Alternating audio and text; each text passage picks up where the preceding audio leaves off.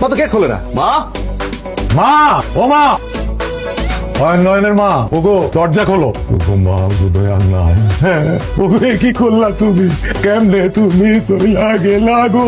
কত কইরা কইছিলাম নতুন বউ আনতে যা। আরে দেখ না কি অবস্থা। ভাইয়াকে বিয়ে করাইছি কালকে, একটা নতুন বউ বাসা আসতে পারে না, তুই বাসার নিচে কেন আসছো? কারণ তোমার ফ্যামিলি মেম্বারদের জানাইতে হবে যে তুমি আমার সাথে কি করতেছো। তুমি ঘোরার দিন করছি, বড় ভাইয়ের বিয়ে করা মানে বিয়ের পরে 5টা দিন কেউ দেয় তো না। 5 সেকেন্ডও সময় দিব না তোমাকে আমি। আচ্ছা বাসাটা কার? তোমার। বিয়ের পরে তুমি কই থাকবা?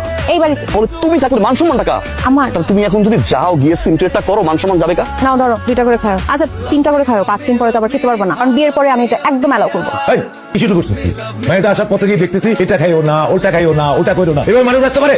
ওরে তুই কিচ্ছু করবি না। বৌমা, তোমার যা মনে কয় তুমি তাই খাইবা, কোনো অসুবিধা নেই। কি রান্না করছো মা? ভাইজান আপনি রান্না করছেন? নীলু রান্না করছিস? জি ভাইজান। কাজের মেয়ে রান্না করছে। অ্যাকচুয়ালি আম্মু রান্না ছাড়া আমি খাই নাই, তো কাজের মেয়ে রান্না আমি খাইতে পারি না। ভাবি নীলু তো কিন্তু কাছের মেয়ে না, ও আমাদের ঘরেরই মেয়ে, আমার বোনের মতো। বোনই না?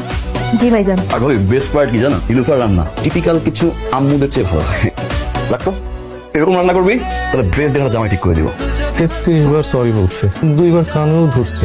তুই খা, তোর কাজের মেয়ের হাতের রান্না তুই খা। কত বড় সাহস আমাকে অপমান করে। আমাকে যে অপমান করলো সবার সামনে, তুই কিছু বললি না কেন? মুখে কি ছিল তোর? কাজের মেয়ে এখন না কর। কাজে মেয়ে চলে গেলে রান্না করবে কে? তুই করবি, তুই সব কাজ করবি। মা, জিনিসপত্রের দাম তো অনেক বেড়ে গেছে, বেতন তোর বাড়তেছে না। এত বড় একটা সংসার ওর সামলাইতে তো কষ্ট হয়। আপনারা যখন থাকবেন না, আমার কি হবে মা? নীলুফাকে না করে দিই। না করে দিবে? আচ্ছা ঠিক আছে, তুমি যেটা ভালো মনে করো। আমার কথাগুলো থেকে আপনি বেশি কষ্ট পেয়েছেন? না না না, কষ্টের কি আছে? তুমিও এই সংসারের একজন, এখন থেকে তুমি যেটা ভালো মনে করবা সেটাই হোক। আমাকে একটা চা দেন তাহলে, চিনি ছাড়া। যাও, আমি নিয়ে আসছি। কি ব্যাপার রতন ভাই, কি অবস্থা, কেমন আছেন? আসসালামু আলাইকুম। রতন ভাই আসসালামু আলাইকুম। আপনি মনে হয় আমাকে চিনতেই পারতেছেন না। আমি ভাবি ওয়ালাইকুম আসসালাম। আচ্ছা বাড়ির সবার কি অবস্থা? নতুন ভাবি কেমন? আপনি কে? ঘরের কথা আপনারে বলতে যাবো? ঘরের কথা বাইরে বলতে নাই। বাসার সবাই এত খুশি ভাবির উপরে, এত নম্র ভদ্র, আমার সাথে এত ভালো ব্যবহার। ভাবি কি বলবো, আমি বড় ভাইকে বলছি কেন ছোটবেলায় বিয়ে করেন না, এরকম ভদ্র নম্র।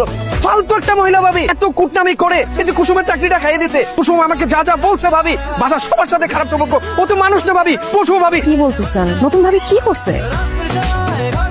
জানেন অয়ন ভাইকে কি বলছে? অয়নকে কি বলছে? আপনার স্বভাব গেল না। অয়নকে কি বলছে? ভাইকে বলছে সে বেকার, চাকরি বাকরি তো করো না, ভাইয়ের টাকায় চলো, ঠিক আছে? চাচার ওষুধ, চাচির ওষুধ, পরিবারের দায়িত্ব নাই, কোনো জ্ঞান নাই, কিছু নাই, কাজে বাজে অনেক কথা বলছে ভাবি। এর উপর আপনার অত্যাচার ভাবি। অয়ন ভাই কি করবে বলেন, সোজা সাপটা মানুষটা। অয়ন কি বলছে? অয়ন ভাই কিছু বলেন নাই, একটু হাসছে। আমার মনে হয়েছে অয়ন ভাই অনেক কষ্ট পাইছে। এগুলো কি সুস্মি? কোনগুলো কি? এগুলো কি? আমি বাসা থেকে বের করে দিছেন। বের করে দিচ্ছে নাকি বের হয়ে গেছে? হ্যাঁ বের হয়ে গেছি। কেন? 5 দিনের কথা ছিল না, 5 দিন তো পার হয়ে গেছে। এর জন্য আমি বাসা থেকে বের হয়ে আসছি।